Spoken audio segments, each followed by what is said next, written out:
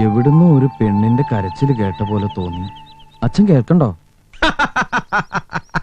എനിക്ക് ആ പ്രായം കഴിഞ്ഞു. ഇനി കേട്ടിട്ടും വലിയ കാര്യമൊന്നുമില്ല. മനസ്സിലായി? എന്തോന്ന് മനസ്സിലായി? അസുഖം മനസ്സിലായി. വല്ലവരും മനസ്സിലുണ്ടെങ്കിൽ പറ, അച്ഛൻ വഴി കാണാം. എനിക്ക് ആരുമില്ല. പിന്നെ നീയൊക്കെ എന്തിനാടാ മീശയും വെച്ച് നടക്കണേ?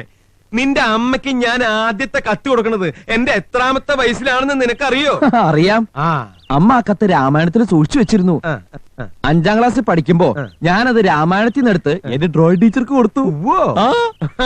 അച്ഛന് കിട്ടേണ്ട അടി അന്ന് എനിക്കാ കിട്ടിയത്. ലവ് ലെറ്റർ എഴുതാൻ അച്ഛൻ വളരെ വീക്കാ.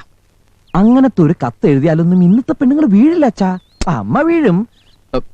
ഇനി വീഴൂന്ന് ഉറപ്പുണ്ടെങ്കിൽ അച്ഛൻ അതുപോലെ ഒരെണ്ണം എനിക്ക് എഴുതിത്താ.